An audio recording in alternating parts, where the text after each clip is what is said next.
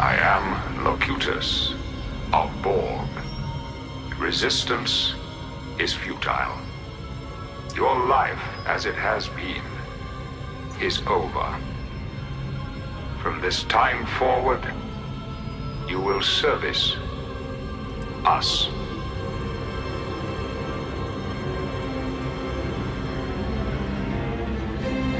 Mr. Worf, fire.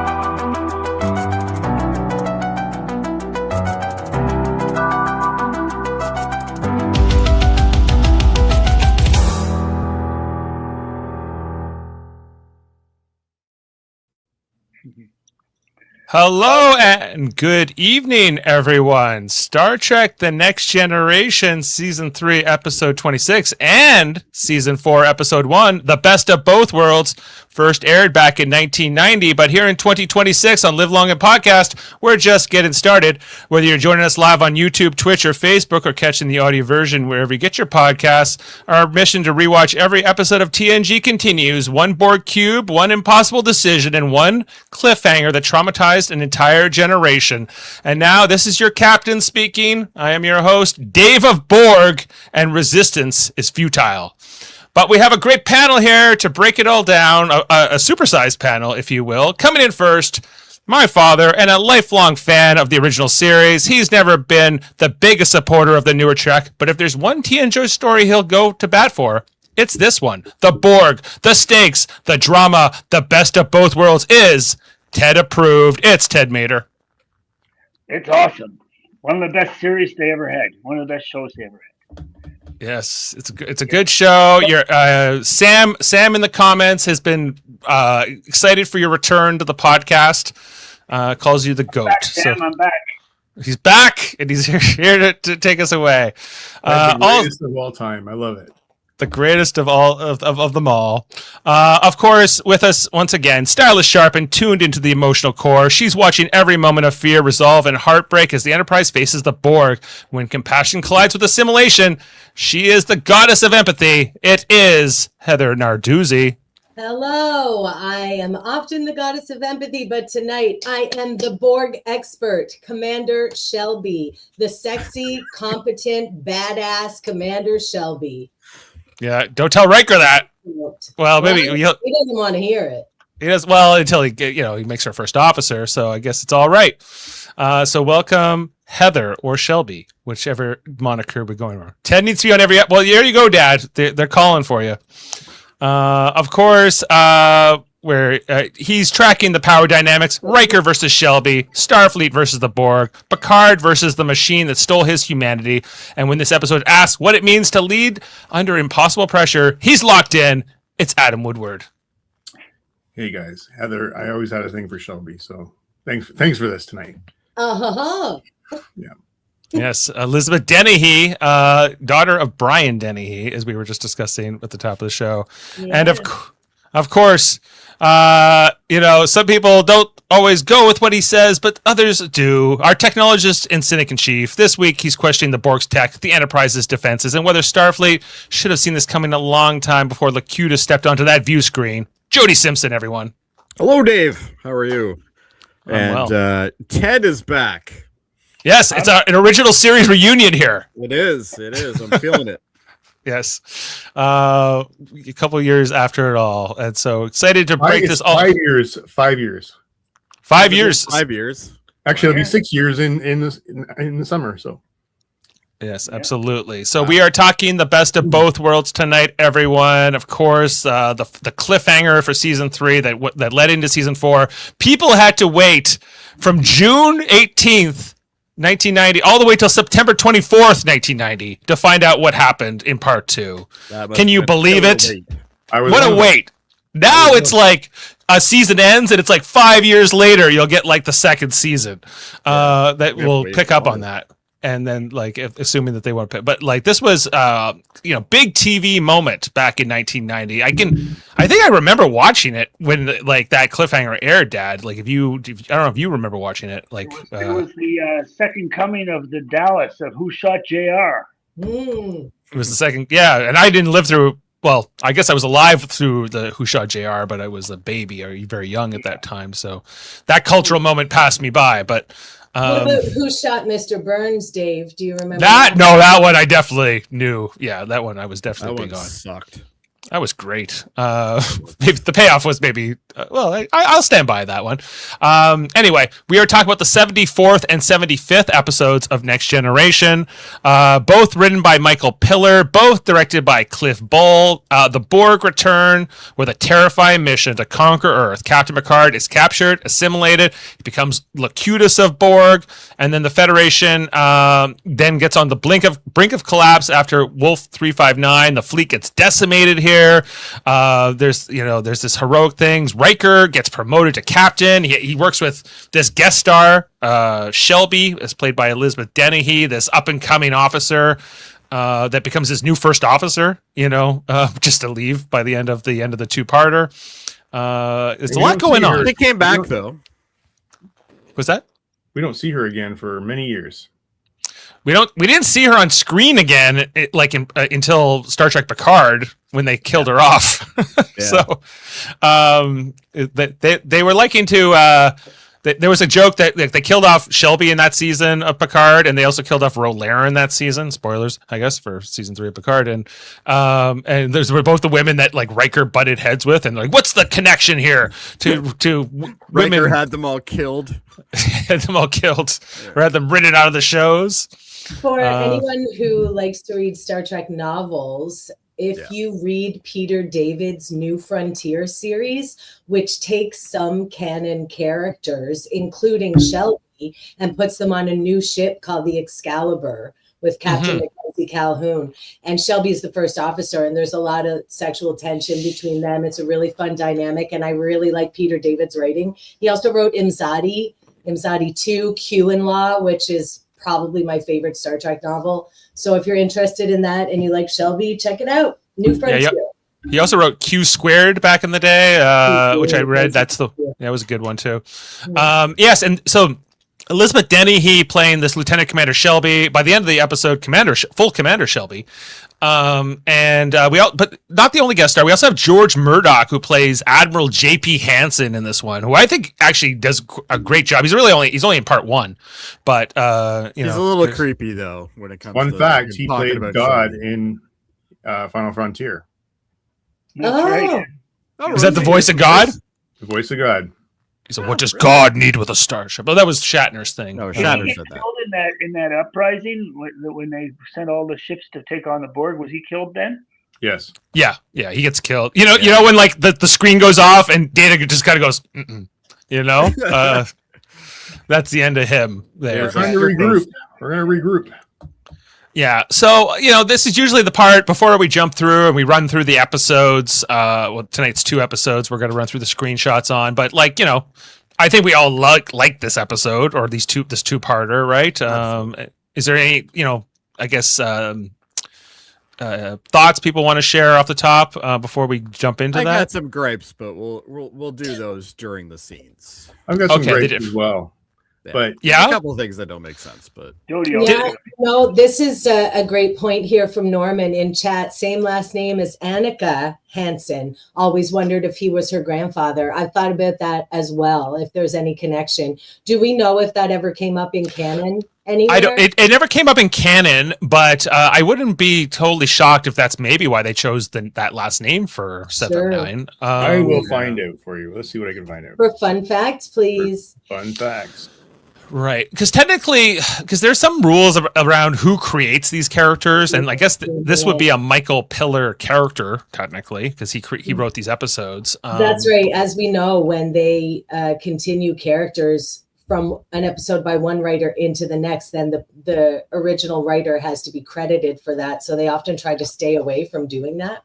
Yeah, that's right. So, but Michael Piller passed away before I think they even made that Voyager episode. So I don't even know how much that would or wouldn't have been a consideration. I bet our friend Norman would know that kind of thing. He's always good with that kind of. Yeah, where's Norman? JP is not related to Annika. Okay, there you go. Okay.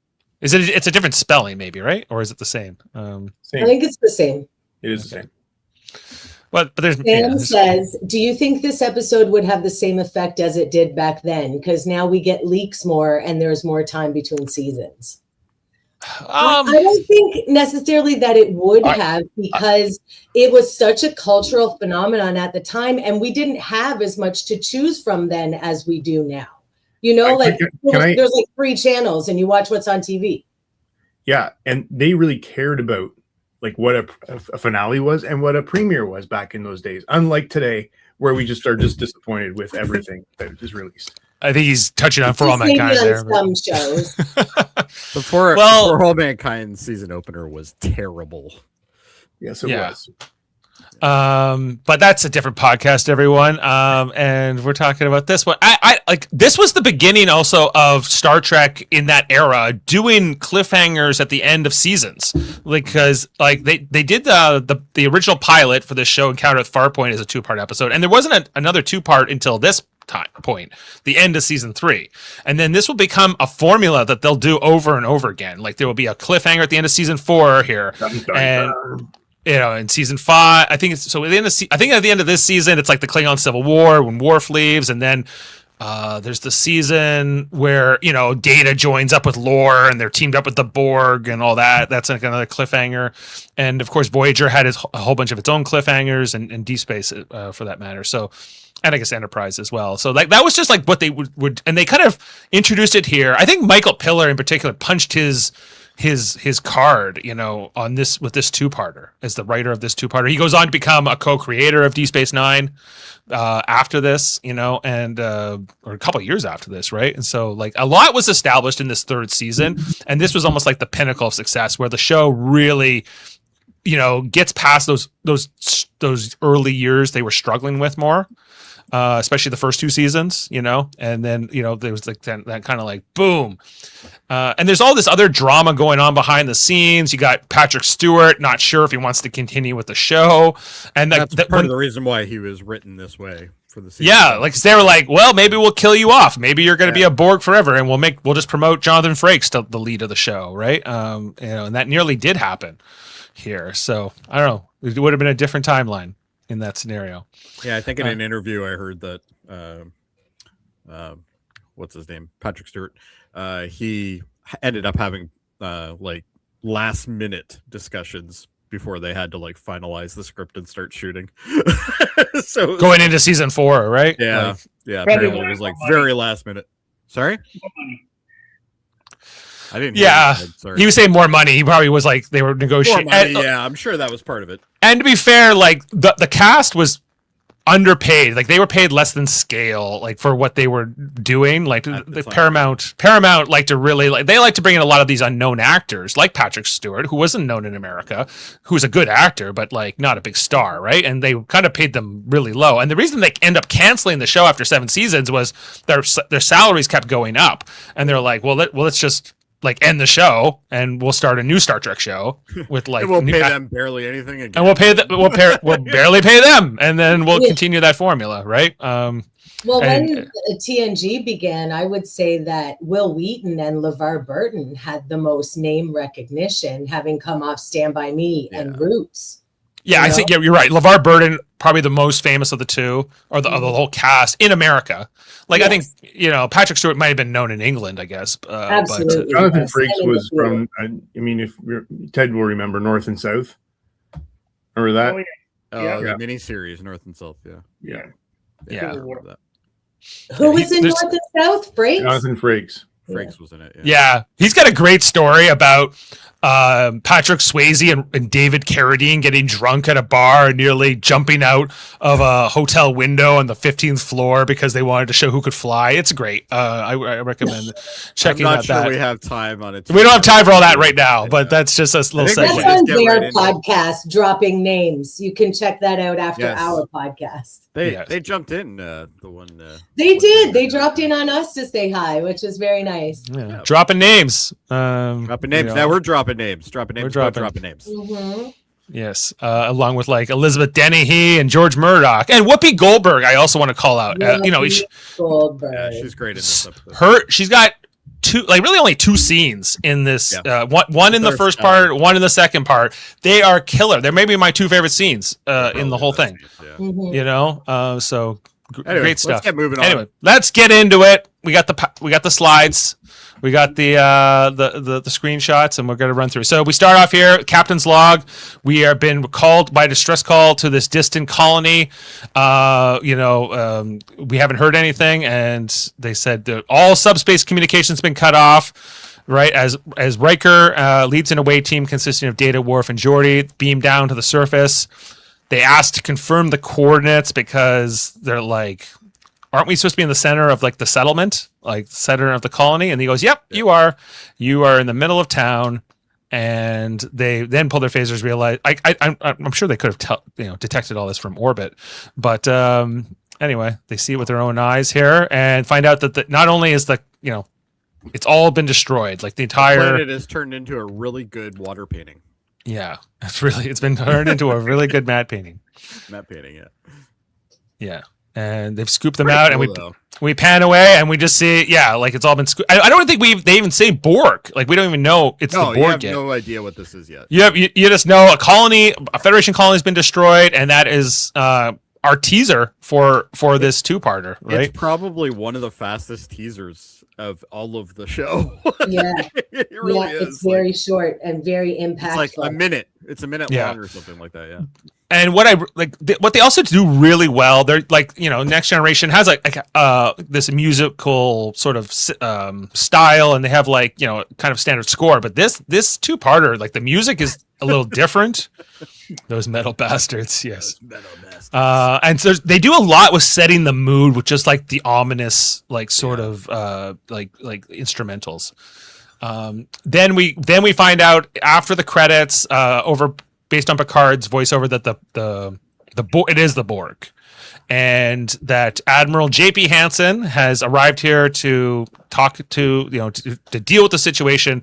And we start off here with this meeting in the ready room with Captain Picard and Riker, along with J.P. Hansen and Lieutenant Commander Shelby. And we get to meet both of them here. They're saying, like, we've been preparing for the Borg since you first met them. That was back in season 2 when Q flung them in front of the Borg cube. And he's like, we're not ready. We're like, we're working on all these new weapons. We're working on these. Tell me about this shirt. How do you feel about it? I love this Admiral's uniform. I love this one. Yeah. Oh, yeah. Love it. Yeah. It's got like the little It's snazzy. glitter trim and the arm detail. Love it. Oh, like compared to some of the other more, like, I'd say bizarre Admiral's uniforms we saw in the first 2 seasons, this is fine. And I love that they just stuck with it. They picked an Admiral's uniform, and they pretty much don't change it throughout the rest of the show. Yeah. After it this, kinda stays this for a little while. Yeah. yeah, Ted, so it's good. Ted, are you gonna get one of these?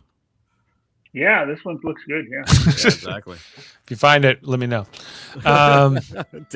Dave will order it.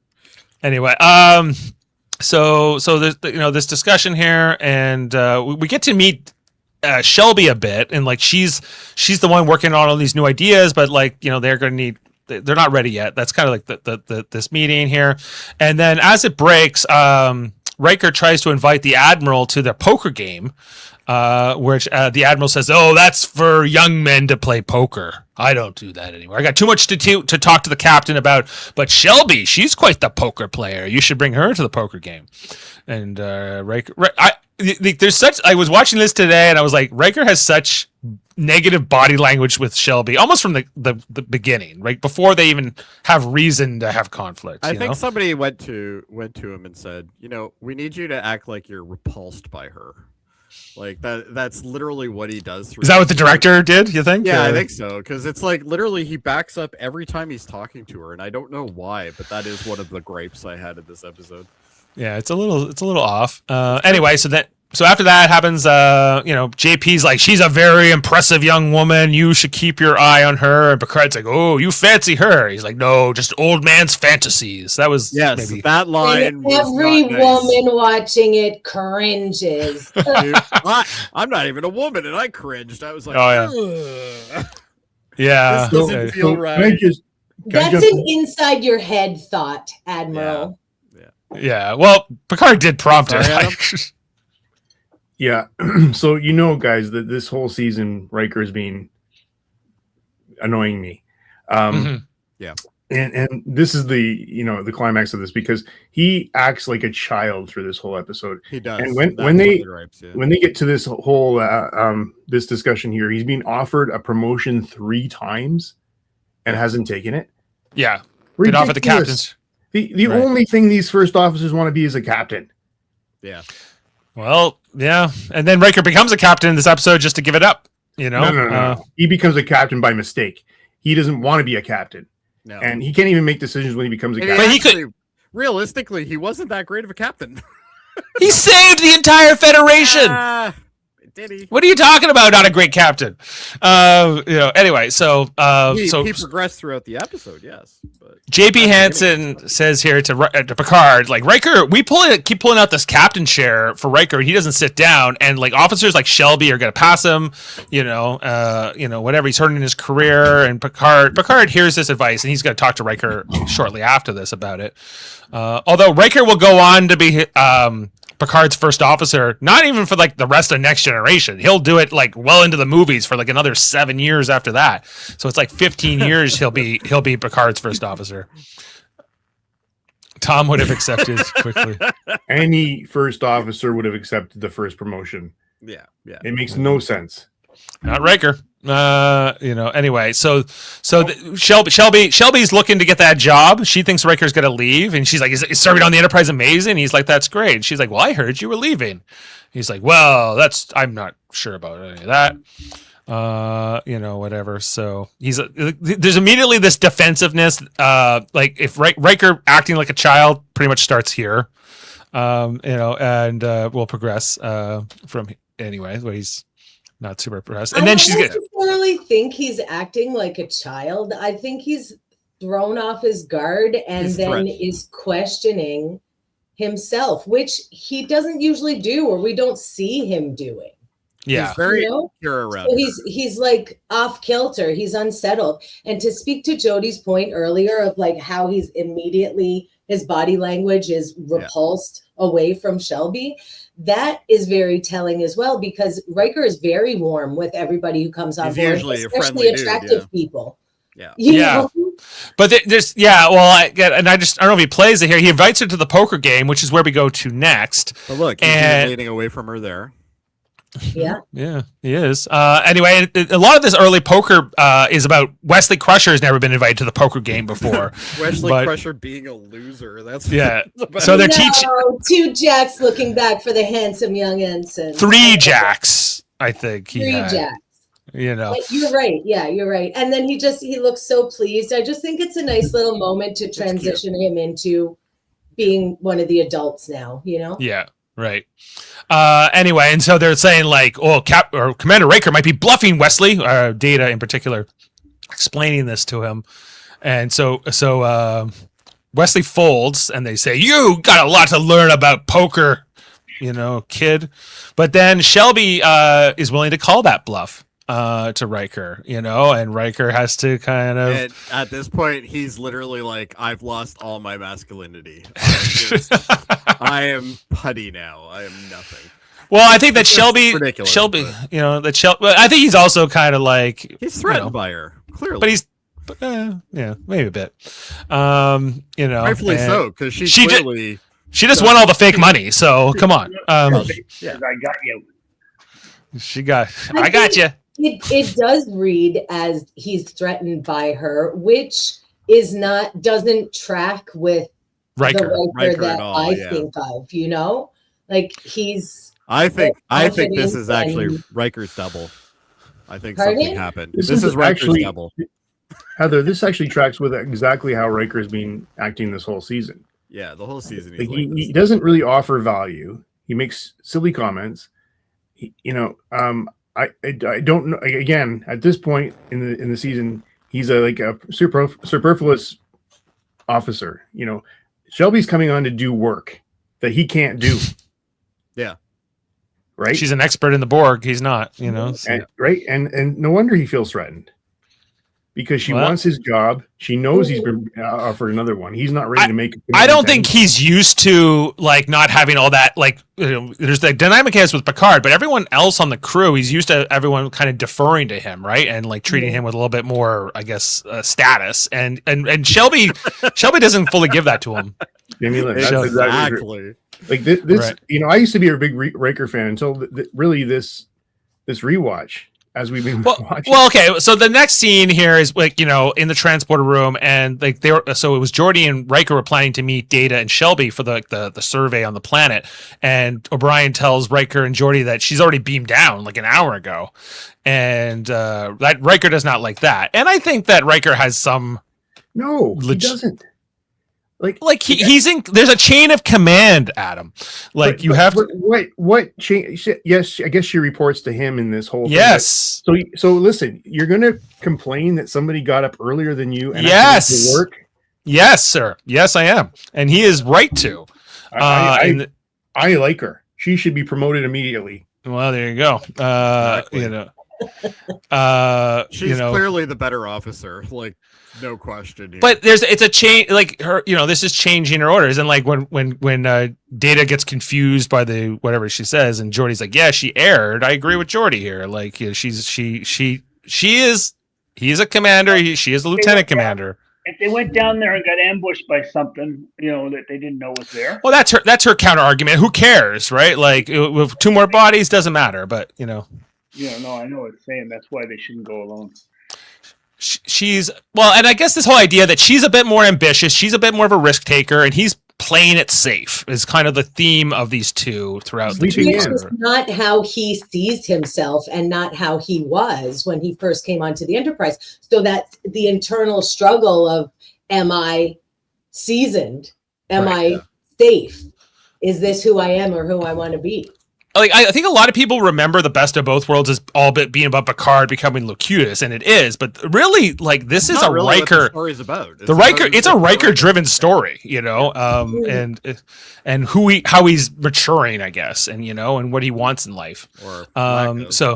But anyway, after Riker and Shelby have their little moment here, she says, "Yeah, we found the footprint. It is the Borg, and we know what we're dealing." So, dun dun dun, which transitions us over to the next scene with Riker and Picard talking in the ready room. Picard asks Riker about Shelby, and Riker says, "I think she needs supervision."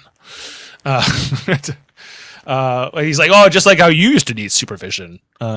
He still needs supervision. Yeah, well, there you go.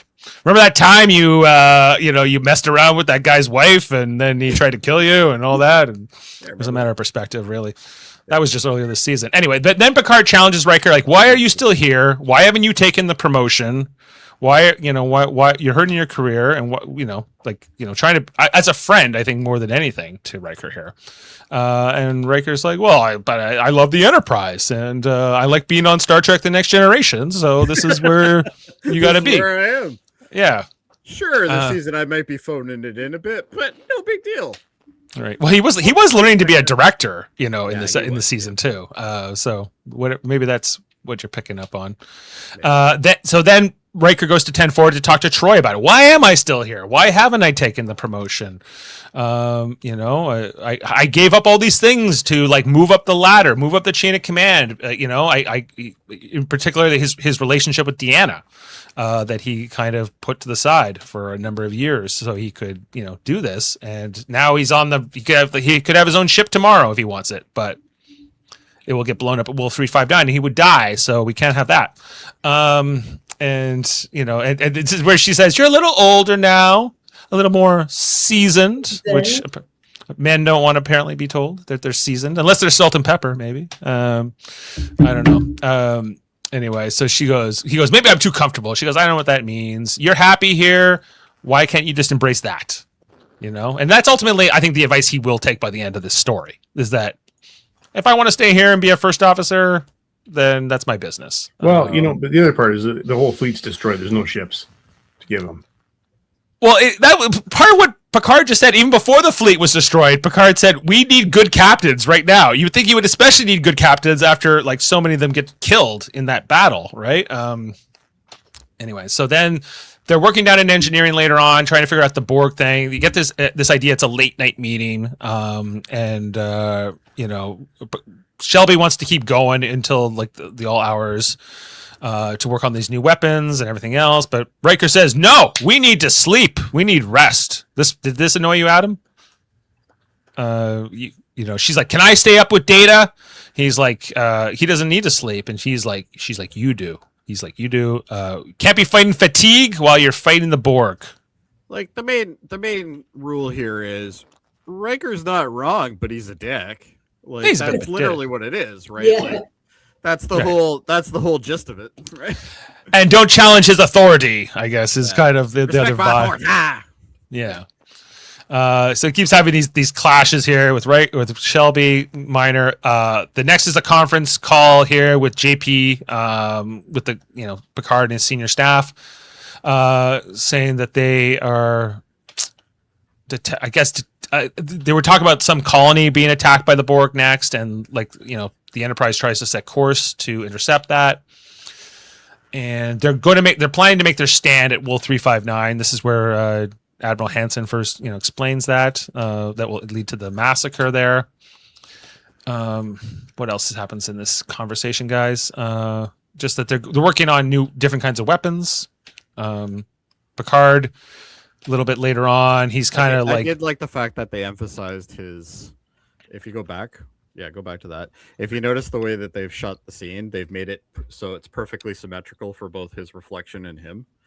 Oh yeah, like what's going to be happening to him. Yeah, they do a lot here. A good job of just the weight of the situation, the gravity of it all on Picard, how much the pressure he feels, and I think that and how that's framing is intentional for sure, and how that's going to transfer immediately to Riker, and how that's going to the crown is going to become so heavy out for him right as soon as he's thrust into that role. Picard, as he's approaching, they're getting ready for this encounter here with the Borg, and he's pacing. He's pacing around the bridge, and then they finally get close enough to. This is the first time we get to see the plaque, though, isn't it? Where's that? The first time, you think? Yeah, no, I don't think so. The plaque is over on that side. Yeah. I think we've seen. I think it is in this episode. I feel like we've seen it before, but maybe Adam will have that in fun facts. Who knows? Anyway, the Borg, they didn't have to chase down the Borg. The Borg saw them and they immediately set course towards the Enterprise because they want Picard, as we'll find out. And this is the infamous line where Picard says, "Please hail Starfleet Command. We have engaged the Borg." Dun dun dun dun. Yeah. The music is so good in this episode. Yeah, such a great job. The music in season 3 is fantastic. Mm-hmm. And we see the Borg cube again, the sheer size of it, how it dwarfs the Enterprise, which itself is a massive ship. And even that perspective doesn't give it correctly, because realistically, when they do the pullback shots, it's way smaller than that even. Mm-hmm. Right. Anyway, the Borg are hailing Picard by name, and we get the Borg saying "Hello, we're basically here to take you, Picard. We'd like you to beam over right now. We're going to Sector 001, or we're going to Earth." Never mind Riker's promotion. He's getting a job as a PR guy. Yeah. What are you still doing here, Picard? You be the liaison for humanity. Yeah. And the Borg. And this is because the way the Borg were set up in season 2, this idea of assimilation doesn't really get introduced till now, because it seemed the Borg were more taking technology and consuming it. But now there was and Shelby even says, "I thought they just wanted our technology, but their priorities have changed." Yeah. And so the Borg are here to take over. Anyway, so they're trying to put the tractor beam on. They're trying to get through the shields, and there's the first of many battles here as they're trying to get through their systems. They're being shaken. Yeah, there's this one part where Shelby says, keep modulating the frequencies. And Riker's like, they have the power to adapt, Commander. You dummy. Which is funny considering she knows more than him about this. But I love this look she gives him, too. It's great. It's just like, could you be any more of a cow? Yeah. Anyway, so they're struggling. The Borg are starting to overwhelm their systems. They're firing everything they got. Oh, jeez. Whose hair? Whose hair? Not yours, Dave. Yeah. Jim. Yeah, they even I think this cutting beam, the Borg cutting beam makes a resurgence. It starts cutting into the engineering section, and we got a go moment here with Jody as he has to evacuate engineering. We got a nice little roll. Oh, he does the barrel roll, you know. This is the best. The barrel roll when he very easily could have walked under that without even hitting his knees. No problem. No problem. Would it have been as cool? It would not. Exactly. And it was awesome. It was great. Like cool forever. He's only following Starfleet safety protocol. Yes, during you're supposed to stop, drop, and roll. That was not a stuntman, everyone. That was LeVar Burton right there. That was LeVar Burton. Yeah. Remember that episode where he was flying around the turbo lift? That was in there. No coolant leak. Yeah, and we'll find out later that like 11 people in engineering died when this happened. Anyway, Shelby, you're right. So then Shelby, like Adam said, he would hire Shelby. Shelby gets right up there, like without prompting. She gets data to rotate the phaser frequencies, and this gives them the first chance of fighting back against the Borg. You know, the Enterprise starts firing here with these modulated frequencies. I love how they show the phaser being like all these different colors too, to kind of demonstrate that was in the original release. I think it was not. Like that was added later. That was the CG rework. Yeah. And Picard says, "Get us the hell out of here!" Now that we've kind of disabled the Borg for 10 seconds, and let's run away. But the Borg chase them down. The Borg are relentless. Well, and every time they go fast, the Borg go faster. They're not going to get away, Dave. Right.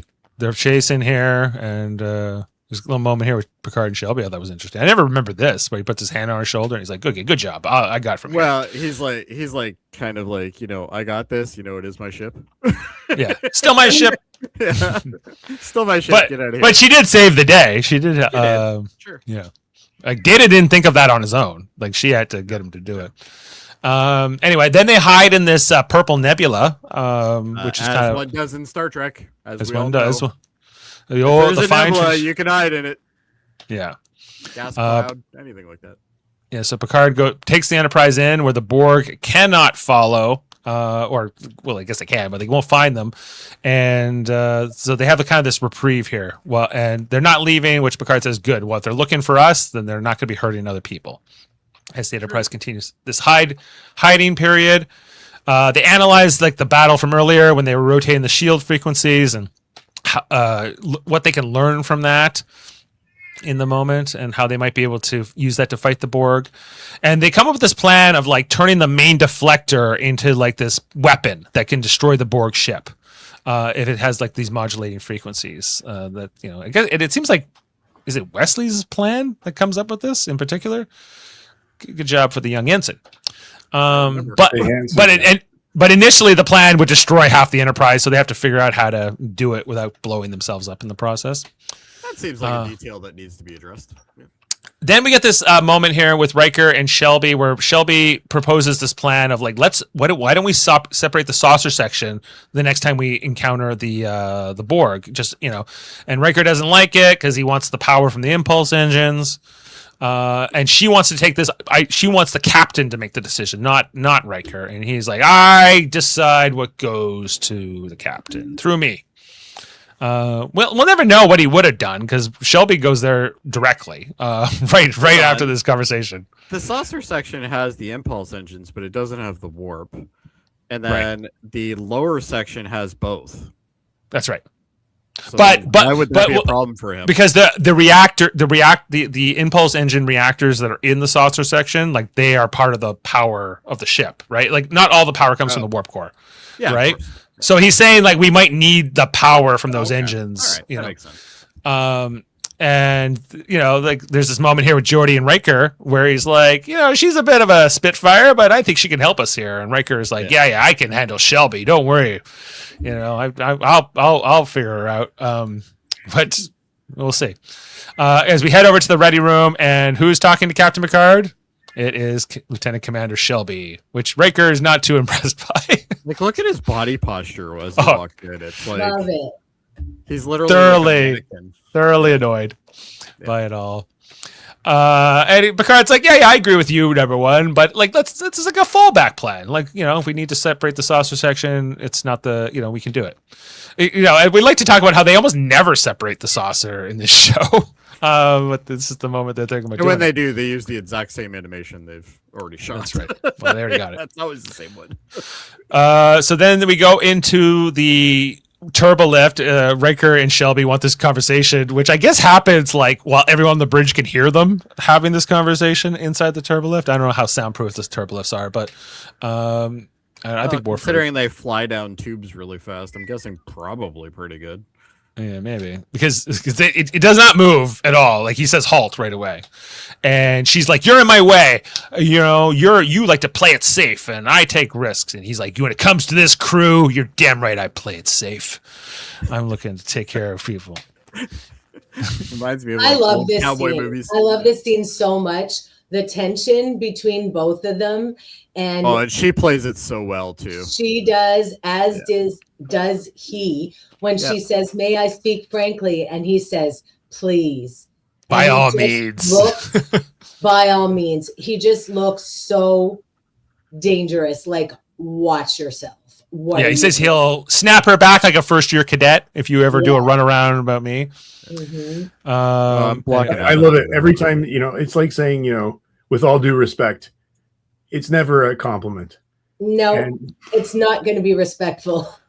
Like the question was there, like so let's say in the timeline where Patrick Stewart does leave the show, right, and now Riker's the new captain, would they have kept Elizabeth Dennehy as a cast member? I don't know whether that would have happened or not. I guess she had like a her own career at the time, so I don't know if she wouldn't. Yeah, I'm not sure she would ever have been a regular, but who knows? Like this was the no man's land of what was going to happen, right? Because they really didn't know. Like they had no idea what they're going to do. They had two scenarios. So yeah.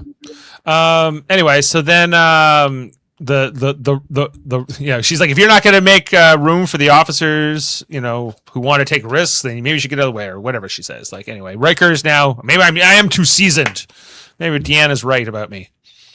Anyway, the Borg are still waiting out there. Picard does his little tour of the ship, the tour before the battle, as he's kind of moving along, as they're all getting ready to fixing the ship up, and he's looking around and got the gravity of this. You know, he goes to 10 forward. The tour, like the naval tradition of touring a ship before a battle, a hopeless battle, as Guinan points out to him. And we get our first Guinan scene. I get the impression this is like the middle of the night with Picard and Guinan. Yeah, he's walking around late, I think.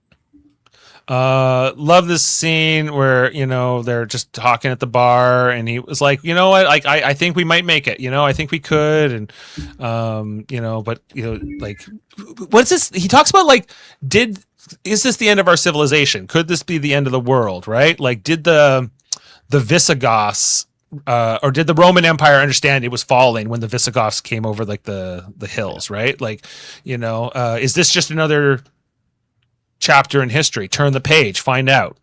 And Guinan, Whoopi Goldberg, this is great dialogue, and she delivers it beautifully. Like saying, like, when my people were attacked by the Borg, we got spread throughout the galaxy. We lost our planet, but we prevailed. We came back. As long as there's a handful of you to keep the spirit alive, you will come back.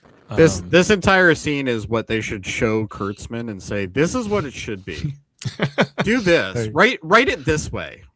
Well, this is some, and I think it's just because it's and two fantastic actors who kill it here. These two do really well in scenes together. He also he talks about being, you know, like Nelson at Trafalgar. on the Right. Victory. Yeah, he compares himself to Nelson at Trafalgar, and she goes, Nelson didn't come back from Trafalgar, but he's best, but the battle was won. And we're like, oh, so will the battle be won, but Picard has to sacrifice himself? Is that the story? You know, I'm like, you know, those 3 months where you had to wait, like how much speculation would there have been, right? Like this is clearly almost setting up like Picard is going to die, you know? And just then, as this conversation wraps up, the Borg start, you know, shaking the ship. They're doing like their depth charges or whatever, and it's time for, you know, Picard to go. And you know, this is I think this is it for Whoopi Goldberg in part 1. This is also kind of interesting. Like when she's talking about like many of the crew don't. Like, I mean, no, that's the next scene. Never mind. That's with Riker later. Yeah, that's right.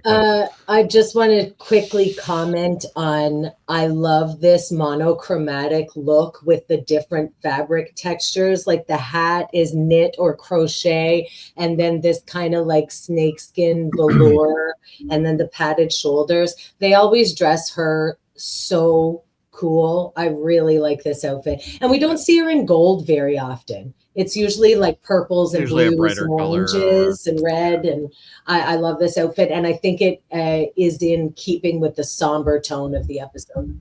Mm-hmm. And she has a different outfit in part 2. She does. Yeah.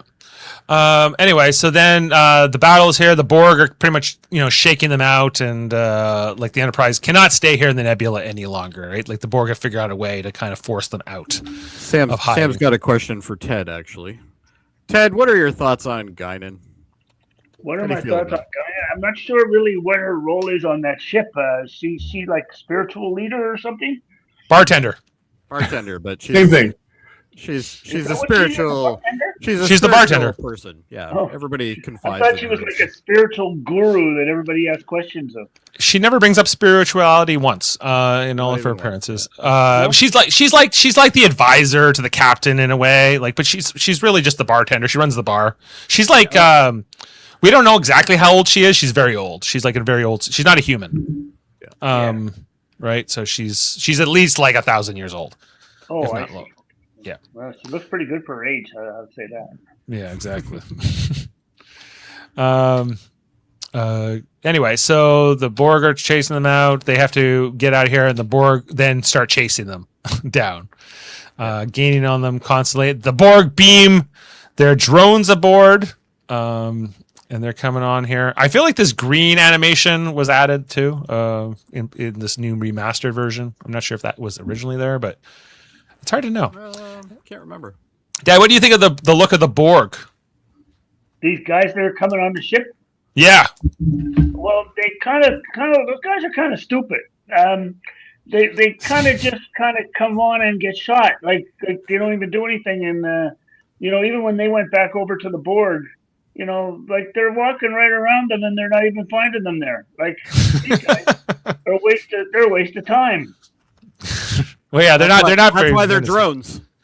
Yeah, the Borg are a little bit passive as far as antagonists goes. Yeah, because they don't deal unless they consider you a threat. They don't deal with you, but that's kind of their Achilles heel. That's how they defeat them in this episode, because the Borg kind of ignore you until they can't, and then it's too late for them. Is this Borg guy that we're watching right here? Is he a man that was turned into a Borg? Yes. Like He wasn't born a Borg. Ted, I leave the room for 1 second and I hear the Borg look kind of stupid from the Well, you know. I don't know about these Borg guys. They need to get their acting and they need to get their acting gear. You know, you wouldn't want to be turned into one, right? No. So it's just nice to be on a podcast with Ted where he doesn't call me the stupid or the dumb one. Yeah, he's like, the Borg are the stupid ones now. You know. Yeah. Not you Dead anymore, Jody. Jody, you graduated. Oh, okay. Anyway, they're fighting the Borg, but the first Borg they kill, the second Borg that comes in, they adapt quickly to Worf's little phaser beam. This Borg here, he's budget Borg, just so you know. He's budget Borg. He's nearly the crap on him that the other one. He's a scuba diving Borg with the mouthpiece. Anyway, he's in training. The Borg have adapted already to the phaser beams. They can't be hurt. They slap Riker really good here across the bridge. Boom! and he goes flying across. What would have been better is if Shelby was in the background and she just kind of giggles. That would have been funny. Yeah. Worf gets messed up pretty hard here too. The dead Jody alliance. There you go. Let's not go that far. No. Yeah. Yeah, Anyway, Worf He's gets still like dropped Scary across 7. the bridge here. Yeah, Worf gets it pretty rough. Then as Picard's kind of just watching this all play out, he's like, "This is not going very well." This other Lady Borg comes in behind him and gives him the. Sort of a green screen. How do you figure that's a Lady Borg? You don't think that's a man, is it? Yeah, I think it's a woman. I think it's a lady. I think it's a woman. Yeah. Yeah. Yeah. I Anyway. mean, I feel like gender Why are you is sexist irrelevant. about the Borg, Heather? What's going on? They can. Yeah. You don't want any women Borg. He had a very quick transport of Picard. He was. Yeah, they get him quick here, and he's gone, and then this other Borg just beams out, and the dead one just dissolves on the floor, so it leaves a nice stain on the carpet, which will be hard to get out. Anyway, and then, That's a serious issue. That's what they're concerned about, right? yeah, like look at that. I was down here looking at the floor. Yeah. Well, someone's gonna have to clean that. Anyway, Riker and Worf pick themselves off the floor, realize the captain is gone, and they've taken. Worf's head of security here, guys. Just remember that. Oh yeah. Well, and their hair's all messed up, and they've been and they're pursuing the course, and they got the captain. Riker even has like a little bit of a gash on his cheek here. I never noticed before. And to call Norman out there, Worf always gets knocked down. It's true. That's how they make us like more impressed with the bad guys and the He's invaders. such a terrible character in this series. Anyway, they're chasing. Now the Borg were chasing them. Now they're chasing the Borg as they've stolen Picard. Picard then is brought to talk to the Borg, pre-assimilation, where they're like, "Hey, Picard, we've decided you will be the voice of our move, So our here's my assimilation question: movement." why does the Borg care to even give him this opportunity? Like, Well, they explain that because he he leads the strongest ship of the Federation, therefore he speaks for their people. Is their logic? I get the logic. I just don't understand why they have to take him to talk to the air for a little while, and then get assimilated. Like, why don't they just straight to they probably wouldn't need to have this conversation with him first, but this is like Goldfinger telling him his plan to the Bond. It's but well, since you're gonna die, here's the plan. But they're explaining to us what they're gonna do to him, and Picard, he can't be thrilled. I get it. It's for the audience. And so, as they're chasing the Borg down, they're getting the weapon ready back on the Enterprise, the deflector weapon. Riker's like, I don't want this responsibility. Let's go get Picard. I don't want to take over this ship. I don't want to do this. Shelby's like, I will. Riker wants to lead the away team to try to rescue Picard, and then Shelby objects to this, and he's like, I'm the boss of you, Shelby, remember? I just saw Beverly. Well, she's going to be on the away. She's part of the away mission. Beverly, it's a sighting now. Yeah, we haven't seen one so far. But it's Counselor Troy who has to tell Riker it would be inappropriate for you to lead the away team. I love her voice here. She's like total lecture mode. Oh yeah, she's talking. She's talking to him like he's 5. It's amazing. And he was like, "Fine." I even love Beverly in the background, just going, "Uh-huh." She's right. Such a child. Well, how many times has he given this speech to Captain Picard, right? True, he knows true. the difference of this. And usually Picard listens to him too, which is what, once in a while he doesn't. Once in a while he doesn't. Says, "Okay, fine, Shelby, you're leading the away team," and like when there's an Argo to be driven, right? Yeah. And Riker has to, he's in command now. He has to stay on the bridge. They have time to give him another pip, eh? Like not yet. They will give him the other pip. Yeah, they do give him the other pip eventually. Anyway, they have these phasers. Worf, Data, Crusher, and Shelby decide that they're going to beam over. Make the shots count. And Riker says, "No unnecessary risks, Shelby. You got it." As they beam over to try to see if they can find Captain Picard. The Borg, like to my dad's point, the Borg do not attack you if you beam aboard their ship. They only mess with you. They're literally walking around them. They're not caring. Yeah, they don't care. They're like, well, yeah. They don't try to yet. You're not a threat. But then they figure out that they have these distribution node devices that they. And Dr. Crusher says, "What if we're like a mosquito and we bite them and we can get them to scratch and maybe drop out of warp?" Is the plan here. So did I need a doctor here to explain me how mosquitoes work? Yeah, because it's biology. So She's the chief of medicine on the ship. Like, I'm a doctor, Jody, not an entomologist. yeah, okay. Well, she's here presumably because Picard has been assimilated. What's that, Ted? You have to bring Gerald, my brother, in for the doctor specialty. You got to bring a doctor. Then Riker's talking to JP Hansen as they're preparing like the fleet for the battle, what will become the Battle of Wolf 359. And that what's the name of his ship again? I can't remember. Not the Melbourne. No, it's not the Melbourne. The Tolstoy, maybe, or something. Tolstoy, like, I think. Yeah, I think you're right. Yeah.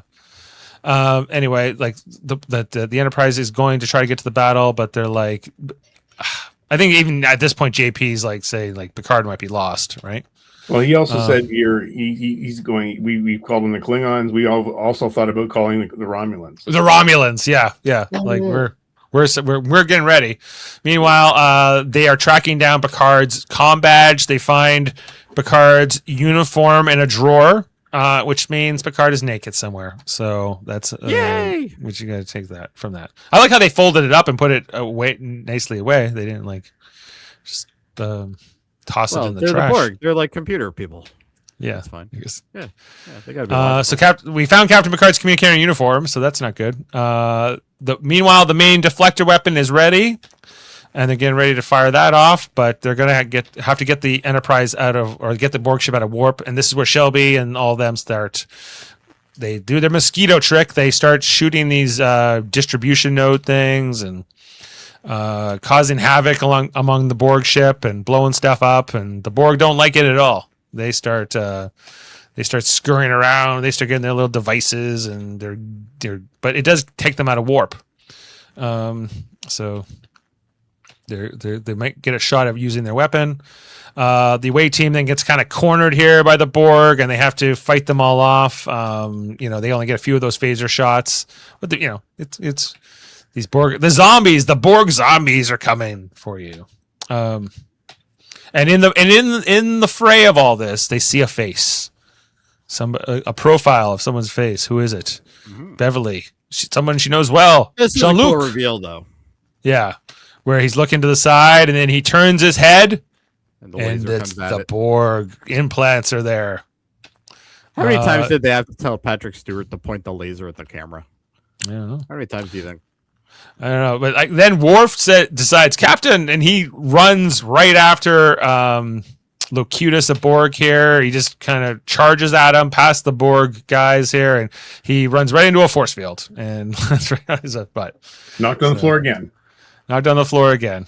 Best that Starfleet has to offer. Yeah, best. And then they emergency beam out as soon as that happens. So the away team has to leave here without Picard. And they get back to the Enterprise. And I don't know, there's just like the look. There's the look from Worf, but there's also like the looks from like the rest of them that they're just like, oh no, this is bad. This is like, we couldn't get him back. Well, the worst thing about it is Shelby seems to be the most like distraught about all this situation, but yet she doesn't want to work for Riker. Personally, yeah. She doesn't want to work for Riker. She wants to work for Picard. So she's got to save him if she wants the new boss to be. So she wants, and he's been altered by the Borg. I love this line from Worf. He's like, he is a Borg. He's been taken. He's sulking. He's sulking. On top of that, he knocked me over with a force field. His honor has been besmirched. Shelby wants to go back. She's like, give me more people, but this is their only chance to use their big, powerful weapon on the Borg. And the Shelby challenges Riker again, saying, "Get JP on the line. Get Admiral Hansen on the line. He'll agree with me." And Riker's like, "No way, belay that. This is our one chance." She gives him some stink eye about this, but I think it was the correct decision in that moment. It always hits hard. Yeah. So they come down. The Borg are on the view screen as Shelby and Riker are facing here. With Picard's famous, this is Locutus of Borg. Your life as it has been is over. And just the looks of shock all around the bridge here as the crew see their beloved captain turned into a Borg. Fertile. Yeah, Sam doesn't always get the spellings correctly. It's fine. We knew what he meant. Resistance is fertile. That's right. Whatever you want to make of that. Anyway, your life as it has been is over, Locutus says, and just then, dun dun dun dun dun dun dun dun dun dun dun dun. We focus in here on Riker's face, and he goes, "Mr. Worf, fire!" Fire. Dun dun dun dun dun dun. Yeah. Oh, I love it. And we had to wait 3 months. Everybody, you hear that, kids? A lot of Which things can happen in 3 months. Which I guess by today's standards is pretty good. Anyway, so that is the finale. Now, did you have any speculation on what was going to happen, Adam? Like between those two episodes? There was a lot of conversation, but we didn't know that what was going on with Patrick Stewart. No, like right. Like today they would know. Everybody would know everything, right? But back then, we didn't have any inkling to that. So we always thought he was coming back. Yeah, you assumed he was like, how are they going to save him? How are they going to, fix this? Right. But like at this point, like the Borg was the scariest villain we've ever seen in Star Trek. Yeah. And to take your lead character, like Captain Picard, and to do this, right? And then the rest of the crew have to fight him. I think it was such a smart move. But it's also Star Trek when you kill off a character and you bring them back from the dead. So it's got a little bit of that. Like it doesn't have. It feels like you kind of take the stakes out of it because it's kind of all undone by the end of the episode. But that's why I like how they linger on. They linger on Picard at the very end, right? And he's staring out the window, and you can see he's messed up. And we're not there yet. Yeah. Anyway, then the conclusion. Dave. Yes. Put me on the main screen. Put my square on the main. But your camera's off. Not anymore. Yeah. You want to be. She wants an intro. Do it. Okay. Make her big. Make her big. All right. Make her big. All right. There we go. What? Oh! Well done, Heather. Well done. Resistance is futile. I am Narduzzi. Put it right at the camera, though. Put it right at the camera. You can Fire! There it is. Fire! Right there. Woo! Pew pew. All right, don't do it too much or you'll break your camera. All right. Excellent. Love it. Well done, That is Heather. awesome, Heather. Well Thank done. you. Well done. Great moment. That's yeah. amazing. And now the conclusion. And now the conclusion. Yes. Said by Michelle Barrett. See, there you go, Sam. You got your Borg, Heather. Yeah. Borg Yes. Heather is here now. I should have said the Borg Queen, instead of the goddess. No, I'm a drone right now. Yeah. Borg drone. Anyway, they fire their big deflector weapon here, and it does nothing to the Borg cube. After all that build up, all that weight, and Worf's like, nothing, no damage. Impossible, they say. How could they have adapted so quickly? And Picard's like, the knowledge of the human Picard is part of us now. Number one. We have anticipated all scenarios, and everyone's like, "Oh no, they're not just taking Picard; they've got his knowledge." And they're really screwed now. But that is that. So that leads into that. If you watch this as its own episode, then we would go into credits after that point. Yeah. For part 2 here. But we're hitting part 2 now. Right. As we get the scene after that, those credits would have been Riker now talking to JP Hansen, who is preparing to meet the Borg cube at Wool 359. They're going to make their stand there, and the Enterprise will be there, but they have to repair their engines now after firing their weapon. They've been disabled, and they have to kind of wait. There's this whole part here too where they're talking about Picard, being considered lost. They can't get him back. And Shelby says he's assisting the Borg, and he's like, "Let me tell you a story. I once saw a freshman win the Academy Marathon, and there's no way he would help the Borg. So you better watch it there, Shelby. Yes, sir. But it feels like they're like Admiral's like getting Picard back is not like the number one. Stopping the Borg, as we'll find out in this part 2, they're kind of one and the same objective, but they don't know that yet. And a little sadness here from Beverly as she thinks Picard is lost forever. This might be the episode that I started crushing on Gates McFadden. Yeah, I can't confirm or deny that. Well, there you go. Started crushing on Gates? Like you weren't crushing on her before? I might have been, but anyway. Might have been now, may have been before this. It's hard to say. Anyway, so Riker then gets the battlefield promotion to captain. So he will. The Enterprise is now his ship, and he has to kind of deal with that. So to see you at the battle, he hopes. And I also like that scene where the Admiral's like he's signing off. He's getting handed little pads to sign off on, and he's a busy man. He is a busy man. He's commanding 40 starships going into this, and not for long. Yeah, but not if Heather of Borg has anything to do about it. Mm-hmm. Yeah, we'll see it in a bit here. As the Borg are going along, we get the scene here showing the assimilation process on Picard as he's getting transformed. I love the tear. The tear is the best part of the whole Yeah. Heartbreaking. Did you get a screenshot of that? I did. Yeah, he gets the little. They fortunately they didn't cut his arm off. They just put his arm inside of the device. That was nice of them. Nice. He gets like the little beam in his head here, which makes his skin like turn gray, like a Borg, and how that is done. And then we see the tear coming down the eye here. Yeah, that is an awesome scene. Mm-hmm. See, again, Kurtzman, take notes. This isn't hard. Anyway. It is hard. You know what? In First Contact, Frakes directed this, the whole movie, obviously, but the sequence where Picard is remembering being assimilated and it comes toward his eye and pokes his eye. I saw that the first time I watched that movie, and I've never again seen it because I found it so distressing. Yeah. They did it right up there with Picard and what's his name? Pardon? In the Picard, what was it? Season 2, probably? No, season 1, where they rip out the eyeball of what's his name? Yeah, Icheb. Icheb. Oh yeah.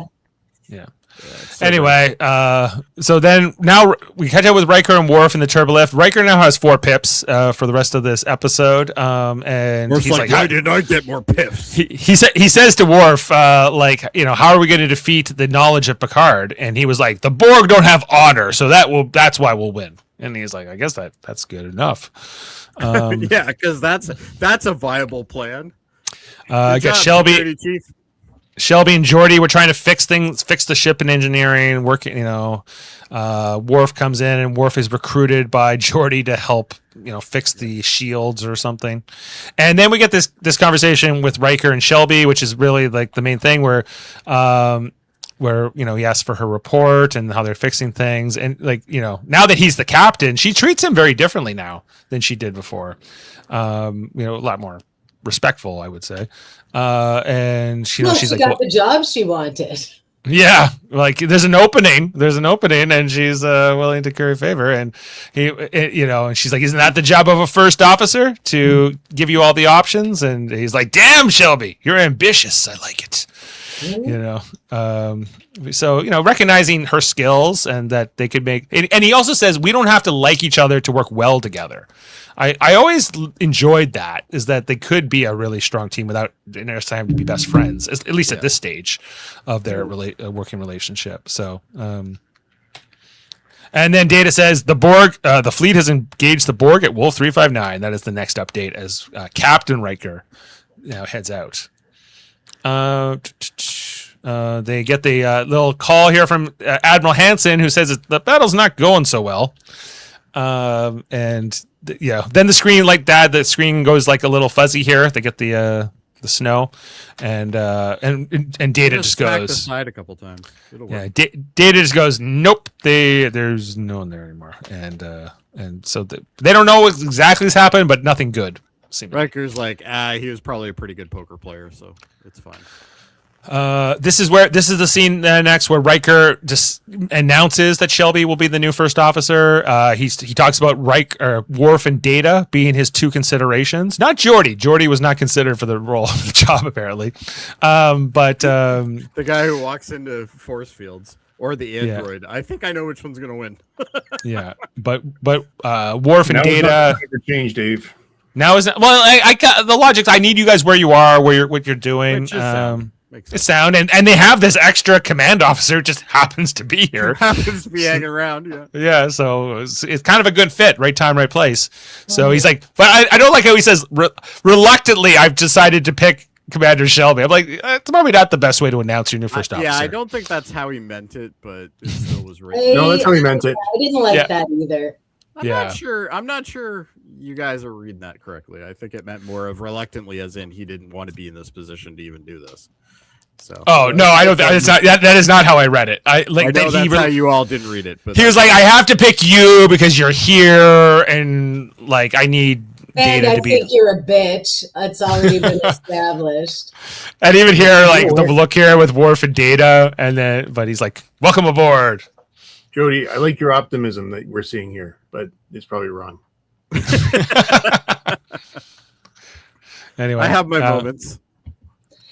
Sam says, I gotta go, guys. Thanks for coming on, Ted. Hope to see you more this season. And my rating is a perfect 10 out of 10. Thank you, Sam.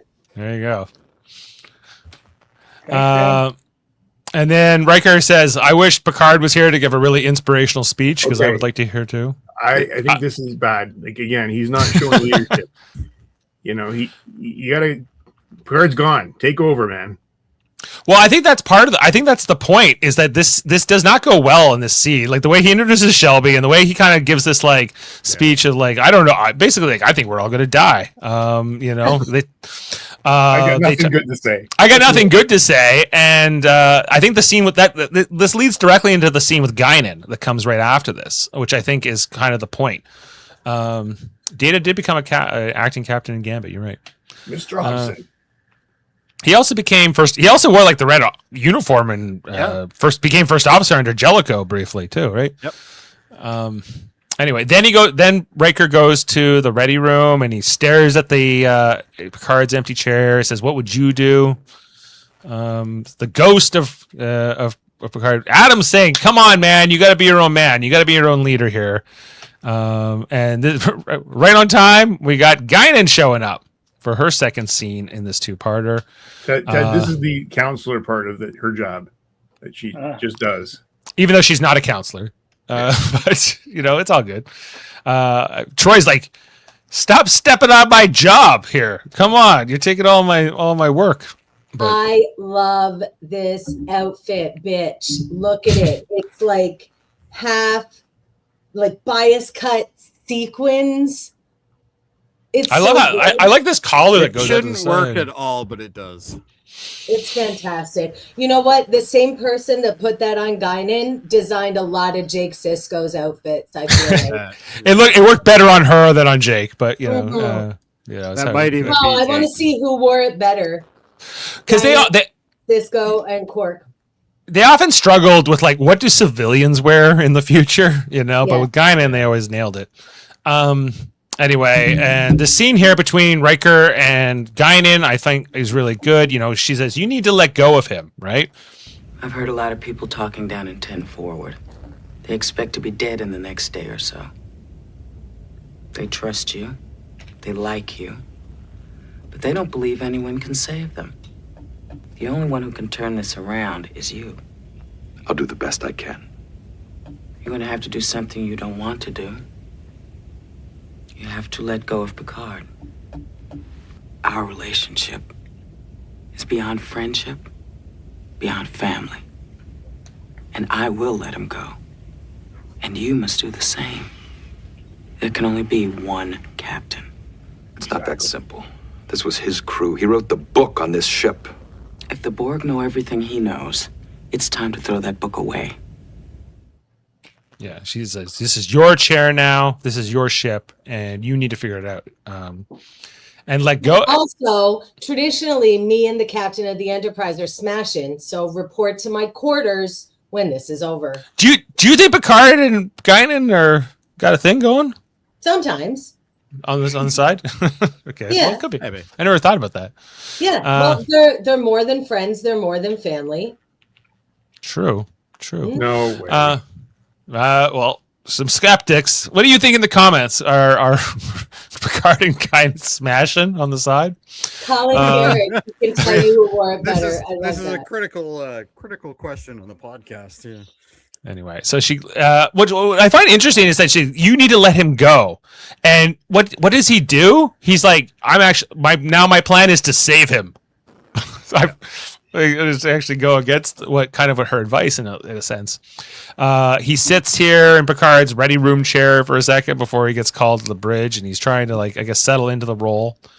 As he gets called in here, they're here at Wolf 359, and what do they find? The remnants of the battle, all the ships that have been destroyed, the 40 Federation starships completely obliterated, every single one of them. Is there just empty shells, no life signs, And they even this moment here with they say, and the Melbourne was destroyed. The ship that Riker could have been the captain of, and if he had been, he would be dead now. Yeah. So, what's the moral of the story? Don't take the promotion. don't advance your career. Yeah, don't stay where you are. Sometimes the grass is greener on the other side. Mediocre is better than dead. Yeah. Right. And this battle, this was a devastating moment for the Federation when a good chunk of the Starfleet, at least the fleet that protects Earth, was completely wiped out. Yeah.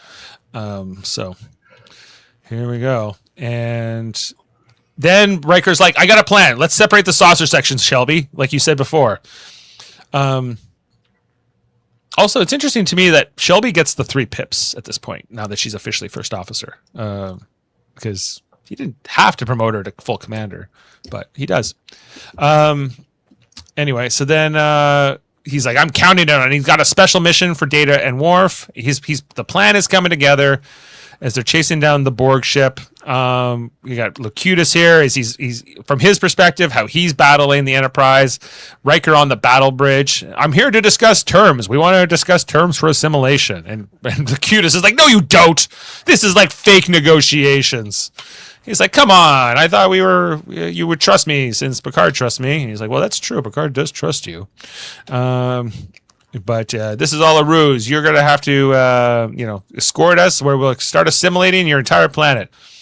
If you try to intervene, we will destroy you. And then he cuts the comms.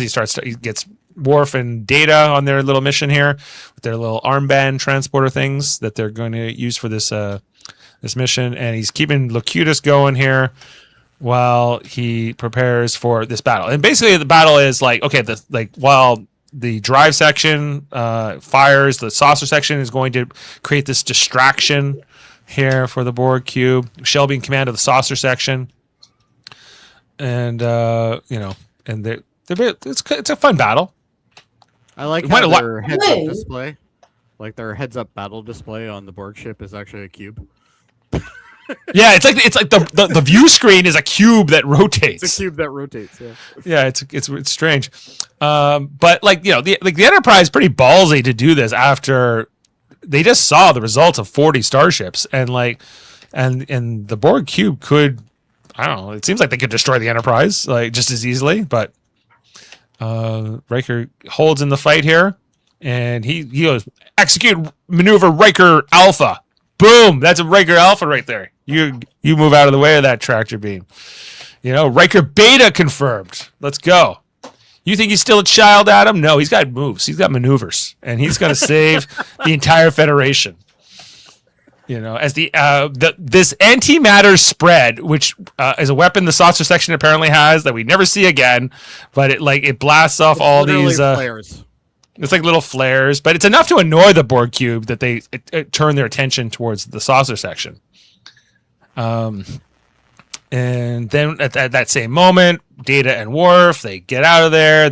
I love the animations of them flying by it, like the Enterprise as they're going in here. And the Borg cube doesn't see the shuttle break through their electromagnetic field, which is preventing them from beaming in as the Borg are going along here. And they cut their engines, come in here, and then beam over to try to save Picard, which they do. Well, the first thing they have to find him. I love this, like Data and Worf on their little special mission. Like this is almost like a Black Ops mission. Coming in here to get Picard, or Locutus rather. And the Fighting security officer is in the back where it's safe. Exactly. Yeah. Let the android do the. Yeah, let the android get his ass kicked. It's fine. Yeah. They have to fight some Borg. And then they go after Picard. It's a wrestling match with Worf and Locutus here for a moment. As they then, but Data then. Oh yeah, don't forget Data. Like there was that Borg sneaking him on Data behind, and then Data like shoots him. He's a pro, quickest phaser in the Data's West. like, no big deal. Yeah, they knock out Locutus, and then they beam him back to the shuttle. Get him back on the shuttle, and they haul ass really quickly to get past that electromagnetic field. Beam them out of there, Mr. O'Brien. And because the Borg were ready to destroy Locutus really fast. That shuttle way cooler than the other shuttles we see in the series. Yeah, we don't see that one very often. Yeah. That's anyway, in the big shuttle bays because we never get to see the big shuttle bay. We only get to see the small one. That's right, and we never. Yeah, presumably they did leave from. They would have had to have left from the big shuttle bay because that's the only I one. do on like the when they section. leave the shuttle bay though, and it's like you're seeing out the window and they're passing the saucer section. They're passing the drive section. The drive section, yeah, drive section. Yeah. Section, Yeah. Anyway, but boom. they made it just in time. Some good beam out here by O'Brien, and Riker's feeling pretty confident now. I got Locutus. I'm feeling pretty good about it.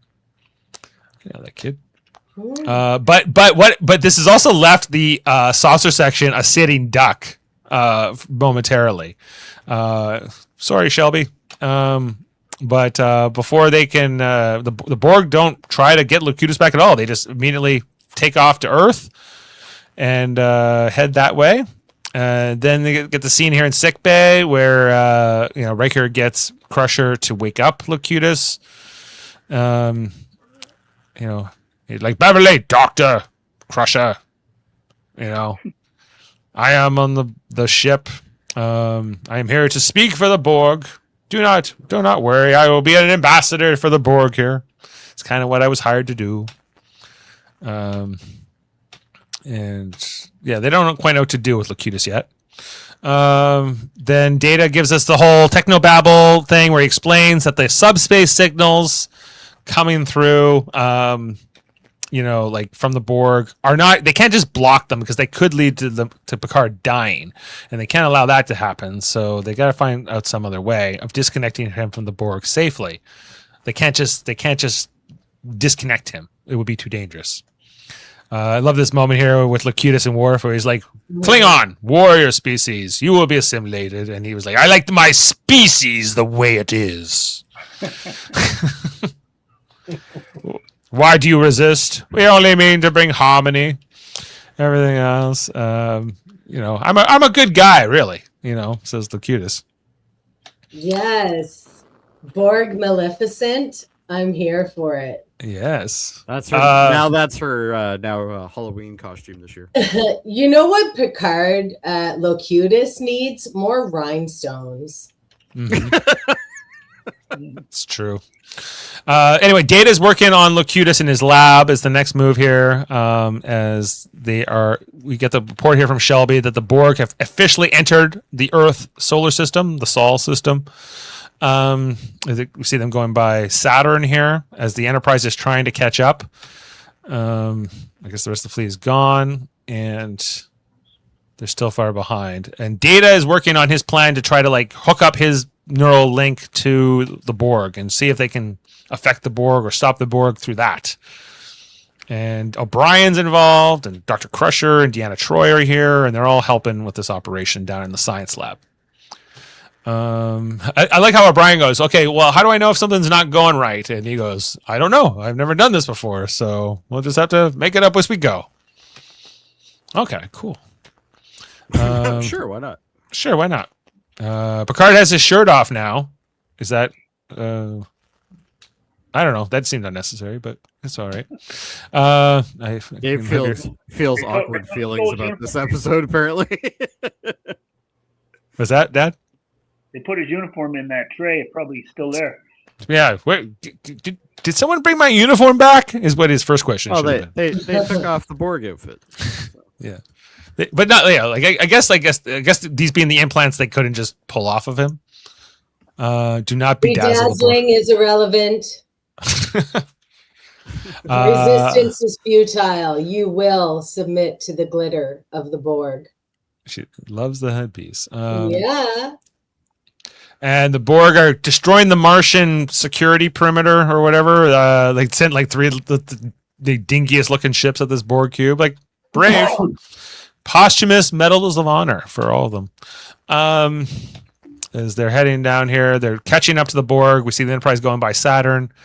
And Data's trying to access the Borg, but it goes slowly. It doesn't, it's quite the hacking thing, Jody. Like, it's almost like he's got to hack through their matrix. And I feel like maybe there could have been some visuals that would have been interesting here in retrospect, or what they might do, how they might do this today. But I don't know. Like, what are they gonna do, really? Like, they have such a time crunch because of the story they're telling. It's true. They do have a time crunch, right? So we just get Brent Spiner basically explaining to us what he's like. Oh, by the way, I'm linked into him. There yeah, and he's like, I'm in the audience everything they need to know. I'm in through level 1 of the computer program. Okay, going to level 2 or whatever, et cetera, et cetera. And as he's getting through the different layers of the Borg encryptions, he's getting more access. We see Picard or Locutus reacting more, and Deanna starts to detect something. Maybe more Picard is coming out here, as Data's trying to hack through the Borg, whatever. Which wakes up the Borg part of Locutus, at least, and he tries to electrify this thing and escape. He even hits this poor security guard guy. Nobody cares about him anyway. Yeah, he goes flying. Like, not just Worf gets like beat up. Worf wasn't available to be thrown. He's on the bridge. He's too busy on the bridge. He's too busy on the bridge, not getting. He's like, I got one of my flunkies to get beat up down there for you. Don't worry. If they need to throw somebody, they're gonna have somebody. Don't worry about it. Yeah, and then Data gets into like a little bit of a wrestling match here with Locutus and breaks off his little metal arm.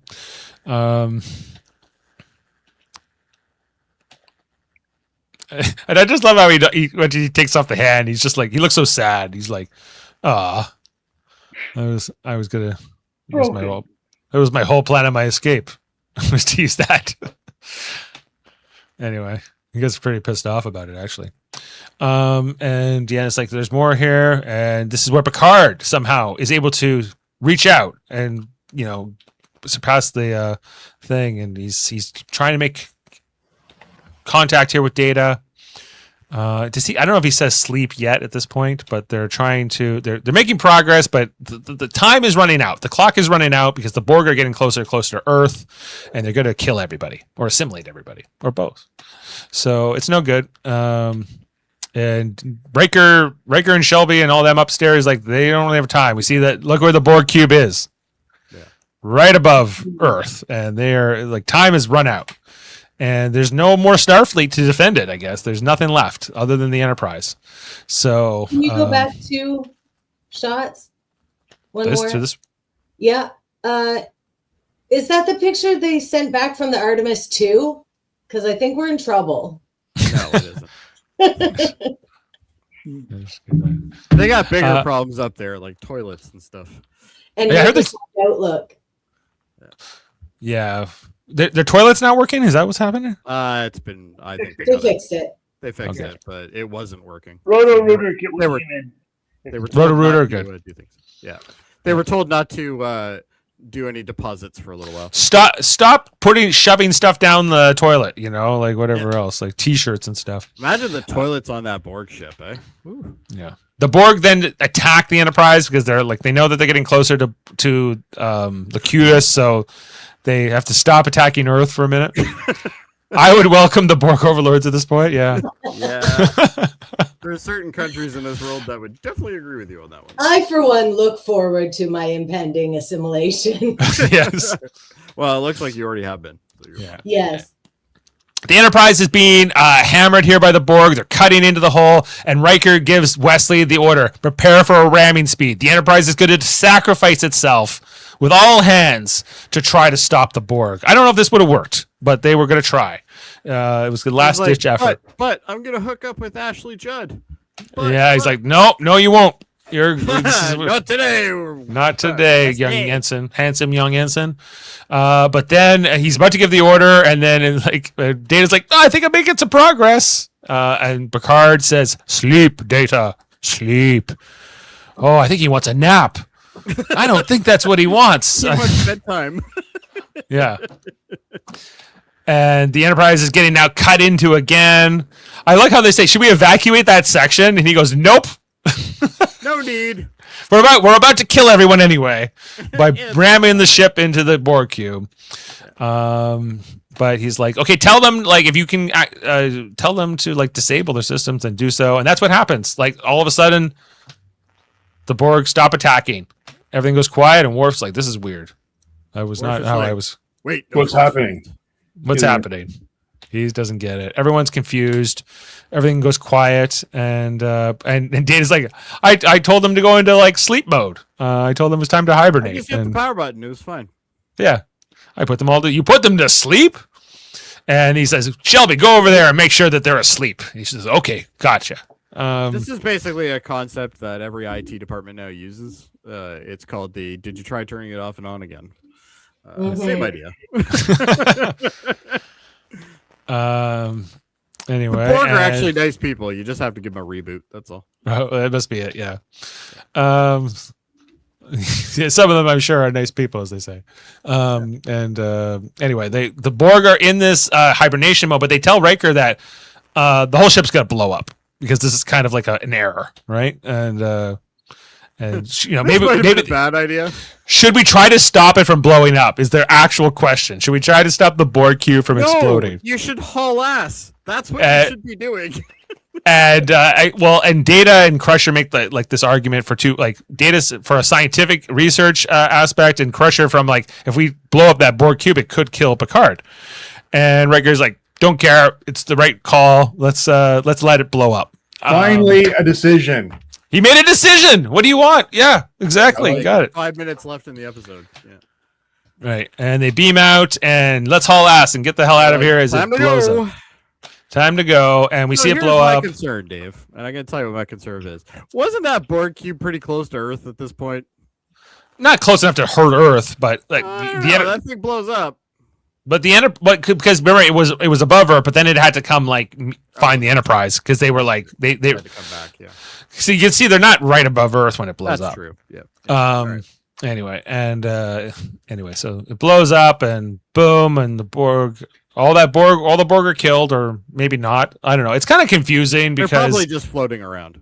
But remember in First Contact where he says, "But all the Borg on that ship were destroyed," and she says, "You think in such 3-dimensional or 2-dimensional ideas." Well, we know later on that they have interdimensional travel and stuff like that as well, right? Yeah. I don't know why they don't send more than one cube if they have more. Well, they didn't need any more than one cube. They did. They did need more. They did.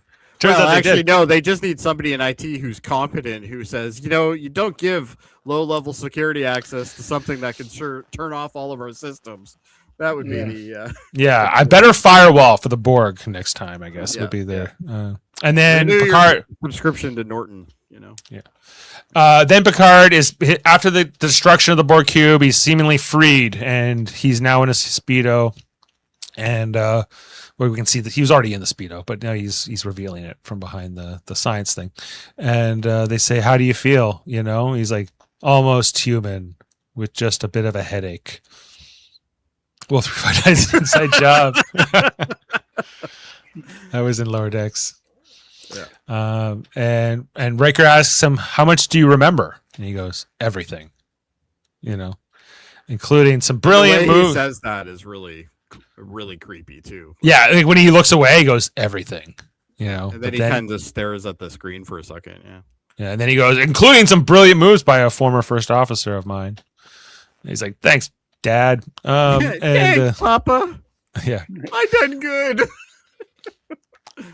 And then sometime later, Picard is now been his implants have been removed. He has a bunch of skin grafts or something going on, and Riker gives this report that the Enterprise is going to have to go to Earth Station McKinley, and like it's going to have to get repaired for like 6 weeks or something like that, which is going to lead into the next episode. Then Commander Shelby shows up, who's now leaving to go help rebuild the task force. So like in my because I know like after the Battle of Wolf 359, Sisko also helped rebuild the fleet at Utopia Planitia before he went to Deep Space Nine. So in my head canon, like Shelby and Sisko worked together for the next couple of years on the fleet. Maybe. And she says, "Well, hey Riker, I bet you can have any ship you want now." And he's like, "Everyone's so worried about my next job, but I'm going to stay exactly where I am, and everyone can leave me Forever. alone.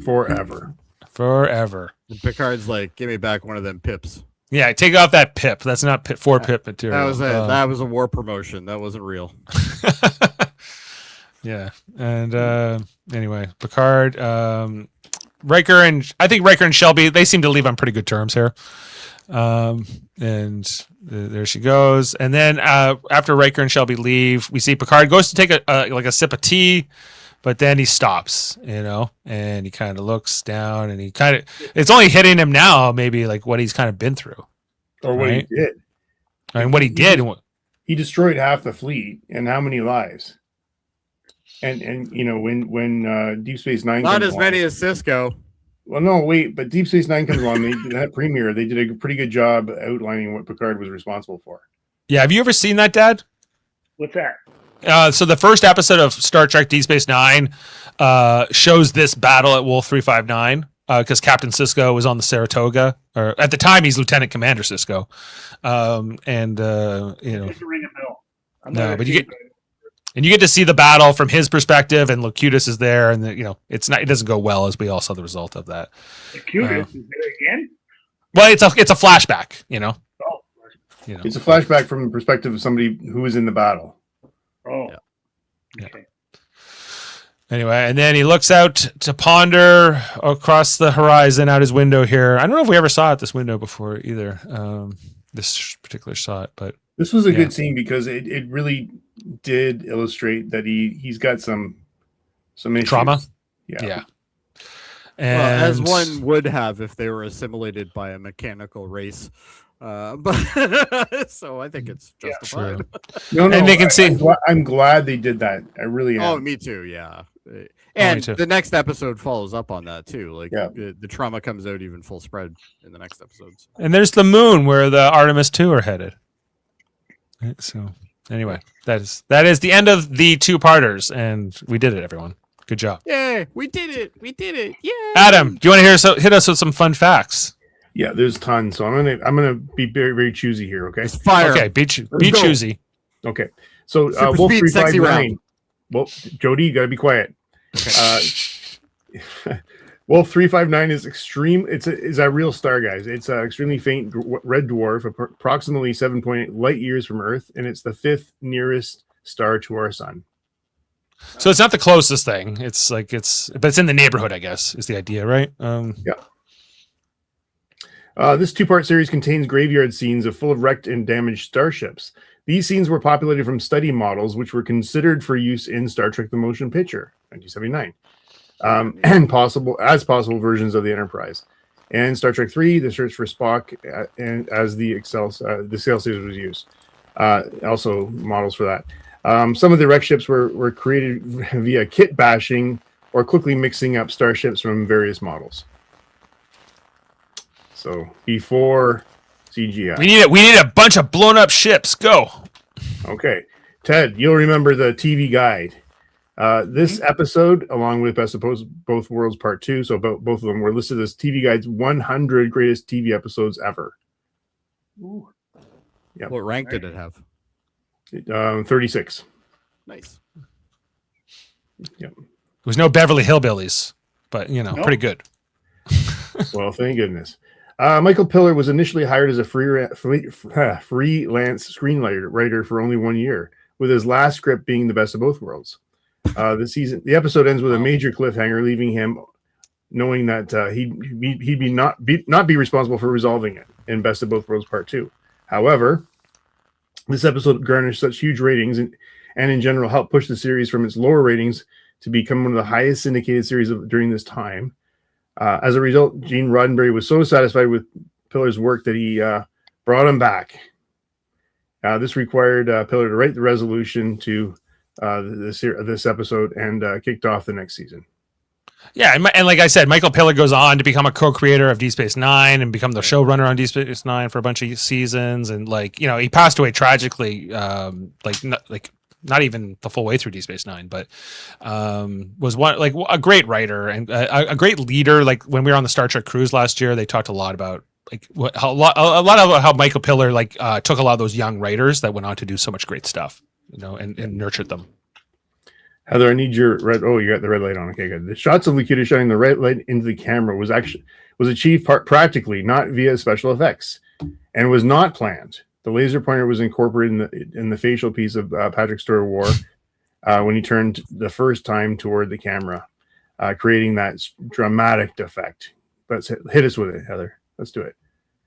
There you go. Yeah. There you go. Watch out. They got a freaking laser on their head.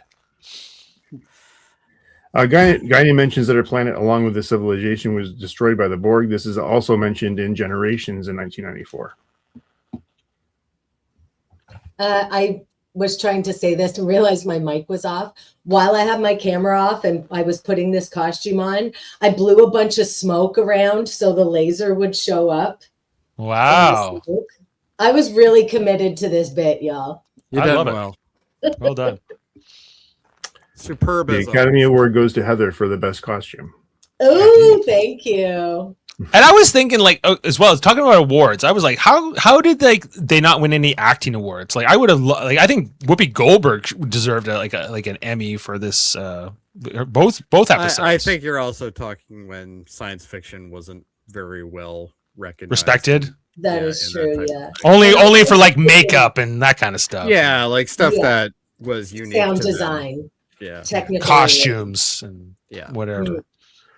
The visual of the Paulson Nebula is the same one that was used for the Matara Nebula in Star Trek II, Wrath of Khan. It was created by placing a plastic sheet over a transparent acrylic tank half filled with fresh water, adding in a dash of salt water, and shining color lights through it. Then pulling out the sheet and stirring it in a circle.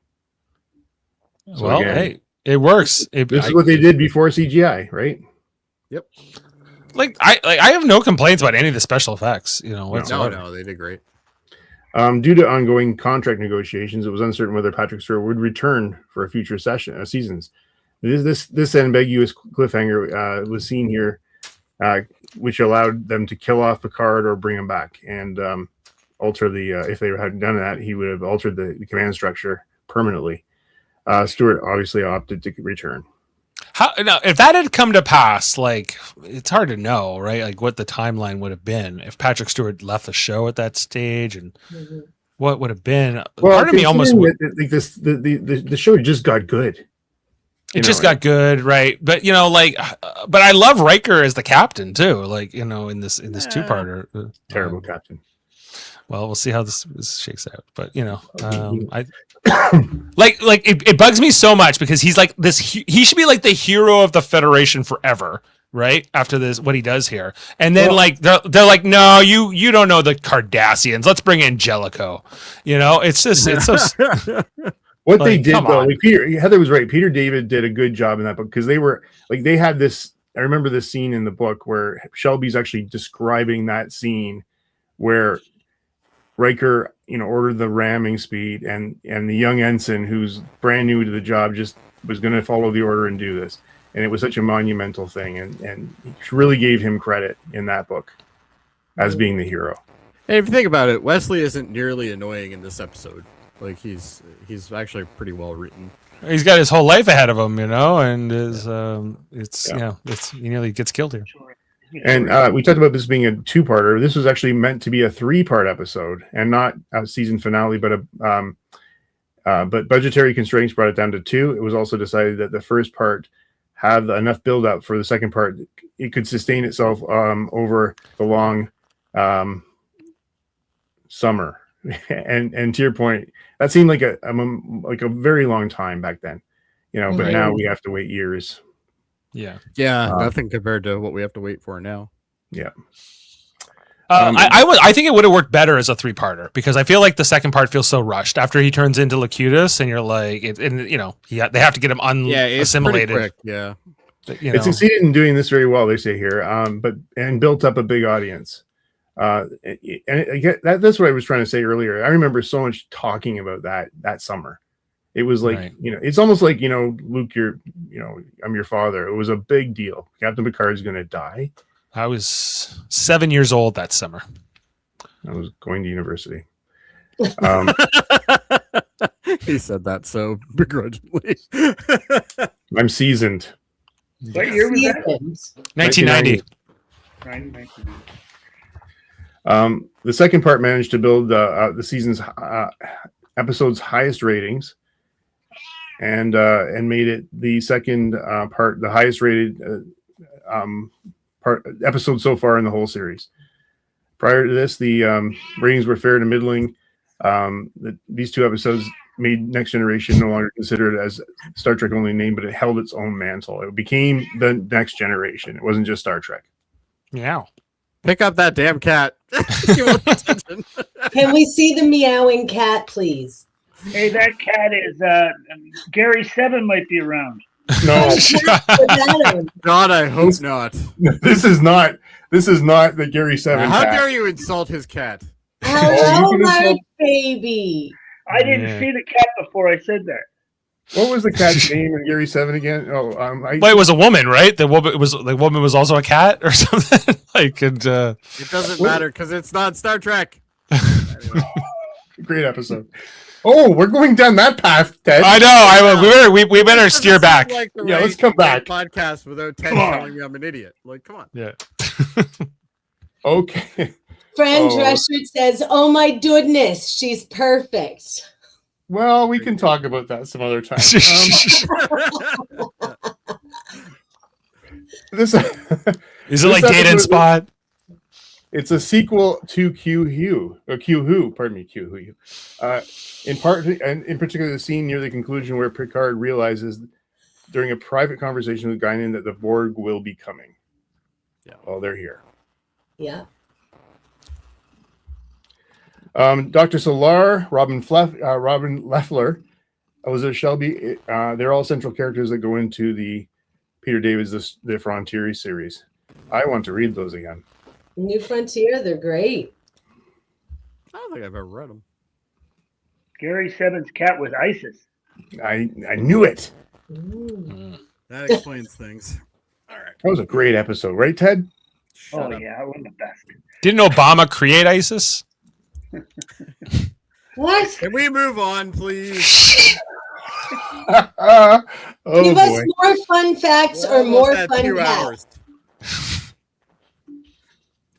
Where am I? I've lost Give my. me one more. Let's go. Okay, in the last scene, we'll end it here. The Picard is looking out the Enterprise window from his ready room.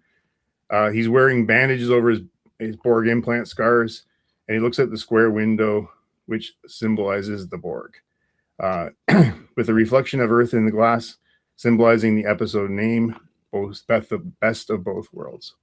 Mm. Yeah, because like it's strange that they never say that line or anything in like the whole thing, right? Like what the references, what the 2 worlds are. Yeah, Dave, we had somebody mentioning Babylon 5. Between this DS9 and Babylon 5, sci-fi was awesome and gripping, and you're right. Like it was like there was a great era there of all kinds of great serialized and also just episodic science fiction shows. Listen, TOS. Dad wants back TOS. Always wants back TOS. I'm not sure Shatner especially- can do what he was doing then. Simon Earth, great episode. Where it all began. Where it all So began. good. Yeah. All right. Well, thank you, Adam. We appreciate all the facts. Thank you for the fun. Did you just kick them off, or I think Maybe me. I might have been I'm here. Jody. I'm absolutely here with this cat. All right. And with that, we are going to move over to the ratings and score the to 2 episodes tonight. We're going to have to rate 2 episodes here. I'll start. Okay, I think that part 1 is a perfect episode almost. Like it's so strong, and I'm going 11 for it. Part 2, not as strong because I think it's rushed. 11 out of 10. I'm going 11. So then, for part 2, I think is like I think it's a 9.5. It's good, but it's not perfect. It's a little bit. It's not. It lacks a little bit of build. Anyway, so those are my 2 ratings. Jody, what do you want to do? For the first one, I'm gonna do 9.8. And for the second one, I'm going to do 9.5, only because I felt rushed. All right. Adam. I don't believe in 11s, but this is a 10. Yeah. Oh, what do you mean you don't believe in 11? You've given 11s before. Well, maybe I have. And no, I don't believe in it anymore. 9.5. I'm going to find any 11 you've given, and I'm going to have it taken back. Sure. But I don't know if I found any here. So There's no 11s in Next Generation. No 11s in Next Gen. So if there is one, 10 when it's out of 10. I can tell you where it isn't. Okay, Dad. Well, you can help bring it down. You can help bring it down. No, I'll give the first episode a 9.5, and then 9.3. 9.3 for the second one. Yeah. Okay. And Heather. 10s across the board. There you go. 10s. Okay. You know what? I'm going to agree with Heather. Give me a 10 on season part 2. This was so great, and I look at them together, not as you know. Well, that's why we're doing them in one. But they did air like in syndication as separate episodes, right? So, anyway, in today's streaming world, you wouldn't probably do that, but back then it was kind of like that. You'd have to wait till tomorrow until the syndication of the rerun of the part 2. Anyway, so we're at 10.1 because I'm bringing it up past that 10-point mark tonight is our average for part 1, and part 2 has an average of 9.7. Where on IMDb, part 1 is slightly rated higher at 9.3, and on part 2 is 9.2. So that comes out there. 10 for part 1, says Jim the Casual. Totally agree that part 2 is a little weaker. Maybe an 8, if only because the resolution was so easy. Yeah, I feel like that 3-part idea was probably what they needed to do to make this even better. But yeah, there's one other fun fact that I should have mentioned. There, can I do that now? Yep. Yeah, they actually had the idea. You already had your shot, but all right. Thanks, Jody. They had one of the script ideas was they were going to bring Picard and Data to be assimilated, and then, if you can imagine, they would have been melded together. I can't imagine that, but I don't know how I feel about that. The Borg survived.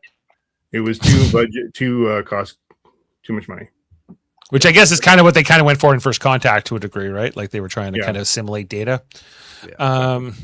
All right. Well, okay. So very high ratings here. No surprise, this being one of the most beloved, episodes of all Trek. So thank you for that, everyone. And let's take this down as we are going to look ahead to our next review here on Star Trek: The Next Generation every Thursday at the moment. Our next episode is season 4, episode 2, Family, where Picard goes back to France to hang out with his brother and his sister-in-law and nephew as he deals with the trauma of what's happened to him in the Borg assimilation.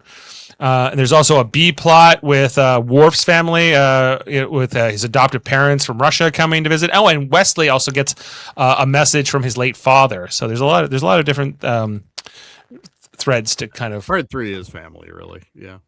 Part 3 kind of is family. Yeah. Mr. Rishenko has all the specs. Basically, if you want to see 2 British men pretend that they're French and mud wrestle, that's the episode for you.